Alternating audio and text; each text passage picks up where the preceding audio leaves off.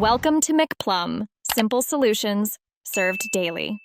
In this video, I will show how to reprogram your Dodge Dart key fob.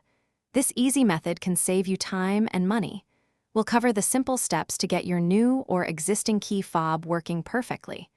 Make sure you have all your key fobs ready and that your car's battery is in good condition before we begin. It's a straightforward process that anyone can follow. Before we start, gather all your key fobs, including any new ones you want to program. Sit comfortably in the driver's seat and make sure all the vehicle's doors are securely closed. This is a crucial first step to ensure the programming sequence works correctly. Next, take an already programmed key and insert it into the ignition cylinder, but do not turn it yet. Now for the main event. With the existing key in the ignition, quickly turn it from the OFF position to on and back to OFF exactly 8 times within 10 seconds.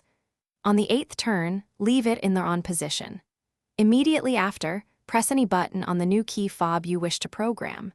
The vehicle's doors will then lock and unlock, signaling successful programming. Once you've completed the programming, it's essential to test all your key fobs right away. Check if the lock, unlock, and trunk release buttons work as expected. If any key fob isn't functioning, simply repeat the entire programming process from the beginning. Remember to keep your spare key fobs in a secure and easily accessible place for future use. You're all set. Thanks for watching. Stay juicy and subscribe.